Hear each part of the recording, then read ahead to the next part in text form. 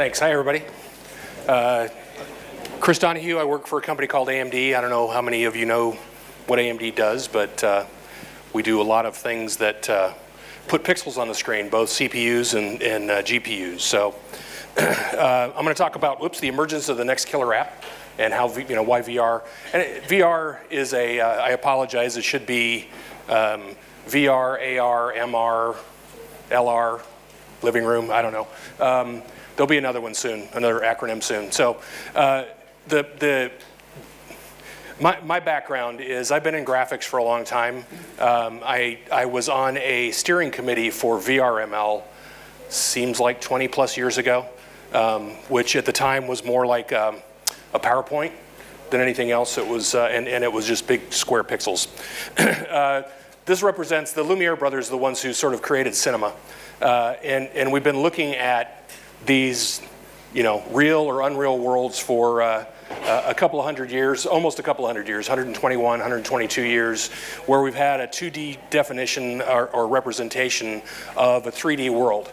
And you're never been able to step through that. And that's one of the things that VR and AR and mixed reality allows you to do, is actually step through that window and see this from all sides, all around. And I've heard a few people talk about this morning what that does to change things. I'll talk a little bit about changes to the pipeline and the tools and technologies that have changed, merged, morphed, and changed and adapted to creating VR content or immersive 3D content.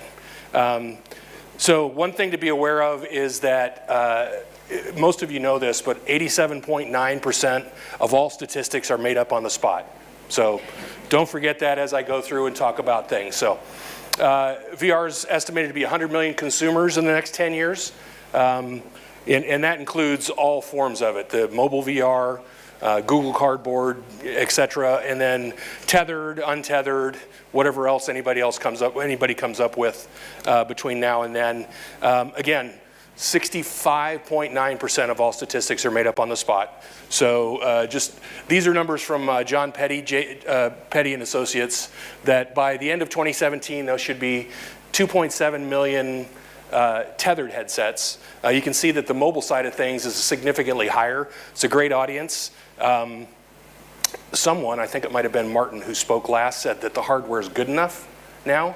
Being a hardware guy, no, it's not. But just in reality and fact, the hardware is not good enough. The closer we get to the resolution of the actual eye, the less motion sickness and problems that people have with VR and all the other things. That's one of the biggest issues with motion sickness. It's not necessarily that the camera moves, although that can really add to it. But if you have very low resolution, which we really do now, Oculus and HTC are pretty good. There are companies that are working on some significantly higher volume. Do you want to take a picture of that? Significantly higher volume headsets that are in the pipeline and should be out, and things. I haven't personally seen them, but we've had them in the company and looked at them. And the difference between what we have today, I've got a slide later and I'll talk more about it then. I'll keep on track with this. So this is just to talk about the fact that there's a big issue right now, and it's installed base. It's installed base of hardware, whether it's mobile, and if you the numbers I had there for mobile earlier were 6 million, 2.7 million for tethered headsets. Lumped together, it's not very much. This is from 2014. Steam had 125 million active users back then. I know it's a little bit more than that now. It's actually a lot more than that now. That's a significant installed base that, for VR to be successful, we have to have these devices. It's not like, we as an industry, I'm going to collectively say we're all sort of in the gaming industry because we're at, Pocket Gamer Conference here. We like to compare ourselves to the movies. The thing is, there's a big difference between playing a game and playing a movie. To go to see a movie, you just have to have $10 or 10 pounds and one eye. Doesn't even take two eyes. With games, you have to have some kind of a device. It's some additional component. So there's a big significant step up there with VR. It can be even higher depending on what experience and the level of detail that you want. Top 10 countries by game revenues. Again, this is from what's this from? The Financial Times. It was published in the Financial Times. Again, 94.3% of all statistics made up on the spot These are actual numbers. So you can see, China is a significant market. I'll talk a little bit more about that when it comes to location-based VR later. They're moving really, really strongly into that area, as well as home-based VR. There's a lot of really low-cost headsets being built that will come out in the market, worldwide, in Europe and in the US. So it's going to be a driver for people using VR and AR. The install base issue, Battlefield 4 came out. It cost over $100 million to make. The single player version is 120 minutes, so 2 hours, give or take. $830,000 per minute to make this, and it sold over 10 million units.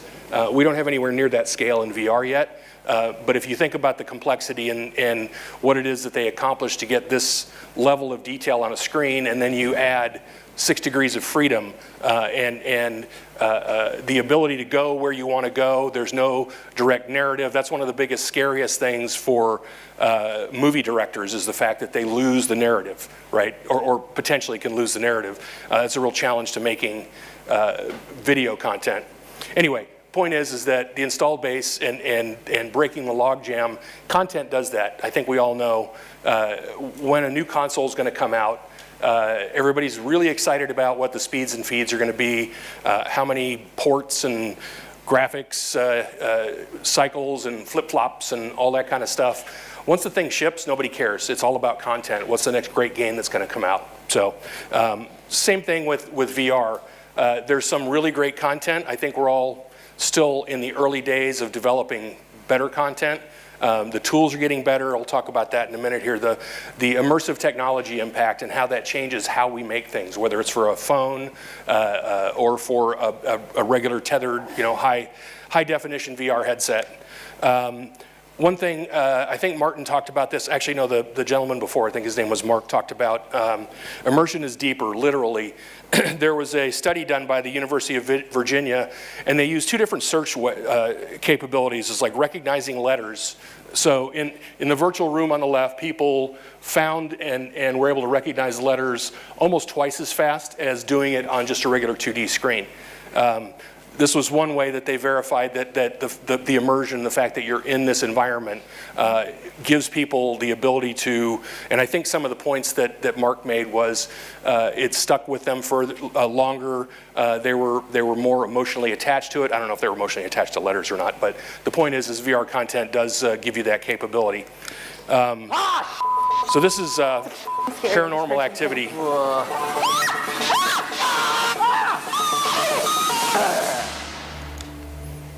Paranormal Activity. Okay, we'll go on. That's they brought the Paranormal Activity VR app into IGN and had a bunch of their editors use it. The video's on YouTube if you want to look it up. It's kind of interesting. It goes on for 10 minutes or so, and it shows people playing the game, and it shows what the view is that they're seeing.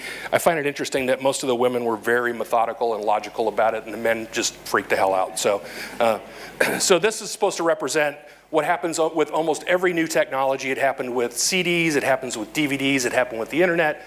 Porn tends to lead the way. I don't know if that guy's doing porn or not, but just was a point.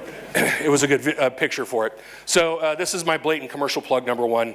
RX 480 is $199, and you can get a desktop. Was announced at Oculus at OC3.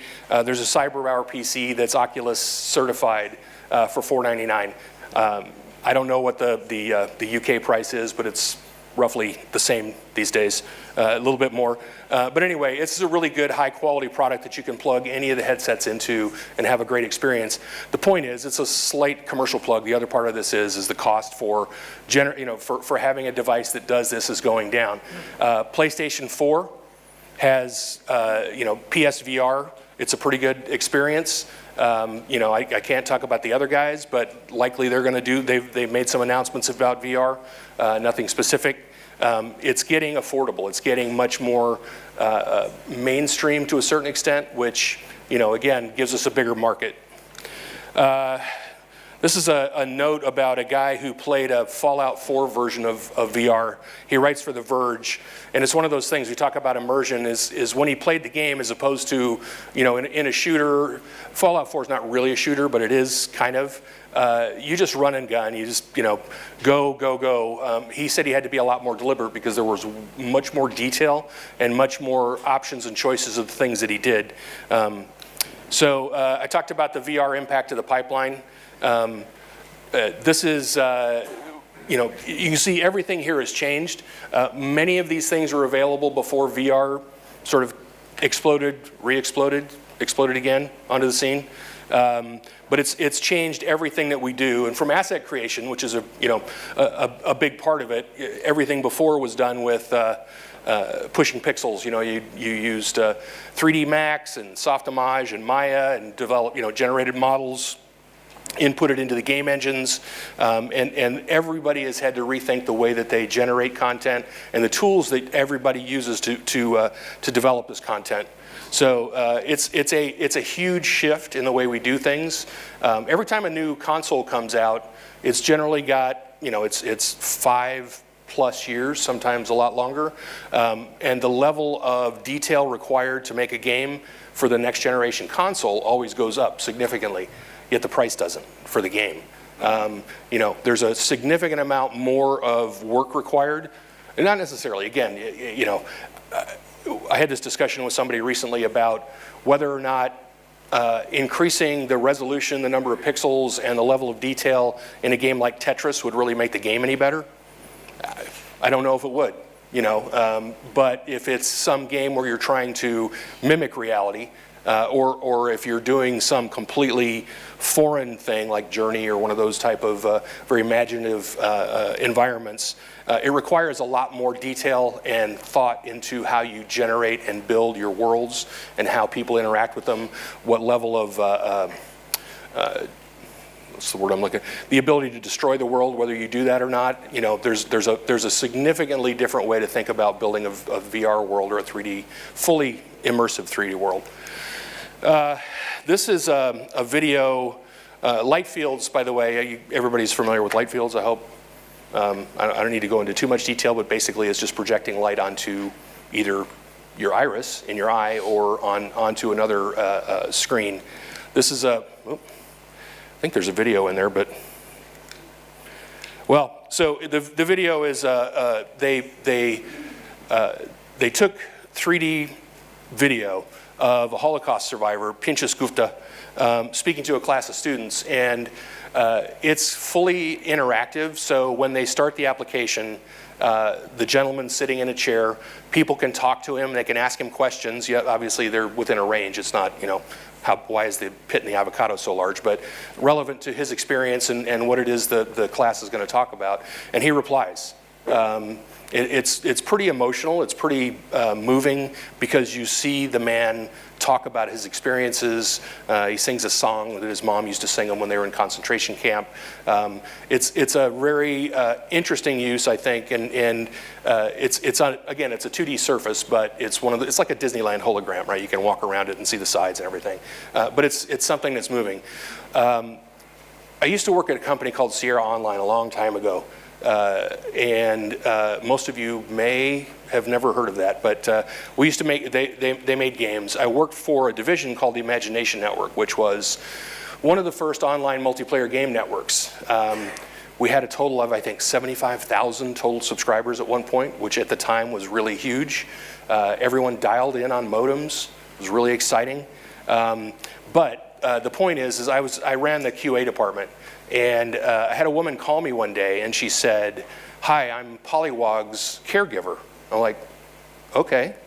And I recognized the name Polywog. He was one of our beta testers. Well, in a beta program, you turn users over frequently to get new people in, new eyeballs and everything else. She said, well, she goes, you just turned off his account. What you don't know about him is he's a paraplegic, and the only way that he interacts with the world is through the Imagination Network via a head stick. So to me, that really, I found that fascinating, because while he may have, I played games, we had card and board games and, you know, that kind of stuff and some other stuff, and he typed slow, I just figured he was a slow typer. I had no idea that the man's almost complete interaction with the rest of the world was via that service. The power of this technology, the power of VR and the capabilities that it has, I love the games industry because we tend to use the technology much more exploitively and sooner than almost anywhere else. If you look at modern UIs in business applications, they're probably in games, 15 or 20 years ago. It's a very creative business, and we always want more pixels, we always want more capabilities. One of the things, again, this is veering off on what the killer app is, but I'll get there shortly. The resolution race impact, I talked about this earlier. Imagine as a company, they've got a 4K headset. It's still not quite enough. It's getting closer to the resolution of our eyes. But we're on the left here, we're at 90 frames a second, 45 per eye, hopefully 90 per eye, 8 teraflops. The place we need to go is 743 teraflops, and that's a big gap from where we are right now to where we need to go to solve the problem with not just motion sickness, and some people are predilected that way. It's just always going to affect them that way. But anyway, you see on the far right there, VR, at least a decade of job security for semiconductor fabs, GPU companies, etc. So I'm really happy about that. I don't know. Location-based, back to the arcades, I talked about this earlier. China has, I think, over, do you need to get that? Go ahead, we'll wait. No, they have over 400, I think, installations in location-based VR. And there are some starting, like there's, I think IMAX has 2 theaters, one in Manchester, one in America somewhere, California maybe, probably. But they're location-based, and I think they showed the Assassin's Creed VR experience that just came out.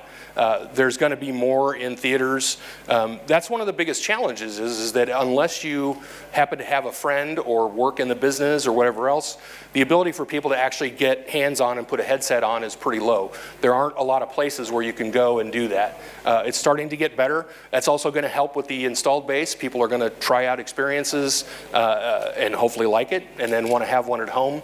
As I mentioned earlier, China has, I think it's in the range of 30 headsets in development with different companies. All of them are significantly lower in cost than what the current products that are on the marketplace are. That's going to help as well, as long as they're high quality products. This is one, it's kind of tied to the Polywog experience. Duke University in North Carolina has been doing training with people who were paraplegics. They're talking about this person, patient 1, she's been paralyzed from the waist down for 13 years. She's regained partial control of her legs because of this VR, basically exoskeleton suit that's helped retrain. The human body, her nervous system, actually rebuilt pathways between her legs, below her waist, and her brain because of this program. I don't think you can say anything better about what we do than that. It's really just amazing to me. Anyway, and this is again really early in the days of VR development and the tools and technologies and the skills and the way that we use things. So where's the danger? I don't mean to pick on Nintendo too much. The Wii U, I put the Wii mode up there because people broke TVs with it. That's kind of dangerous. Kinect was kind of a red herring. Everybody was going to be the greatest thing ever, and now you don't need it anymore. I think it was Martin mentioned control, right? That's one of the biggest things. I got to use the, I don't have a set yet, but the Oculus Touch controls with an Epic game called Robo Recall. It was excellent. The controls are great. The HTC controls are great. It's getting better. The challenge or the danger here is using it as gimmicks. That's honestly what a lot of these things, well, except for VR Boy, but the other things are gimmicks, and they don't use the technology. They aren't immersive in the right way, and they're not using the input capabilities in unique and creative ways. They're just blunt force, and that's something that I think as an industry, we really need to be, spend a lot of time on. Input and controls is going to be a huge matter of accessibility for people to get in and control. If it's difficult to do, regardless if you're getting motion sick or not, it's going to be challenging. So what's the next killer app for VR? I have no idea. That's what you guys are supposed to figure out, right? If I knew that, I would not be here talking to you. I would be making it. So like I said, I'm a hardware guy, but you know, it's every single new app that comes out, every product up on the expo floor and everything else has the potential to be that killer app. So anyway, I just want to encourage you to, you know, if we can help in any way, we're more than happy to. It's a huge, great new frontier. Let's go kill it. Thanks.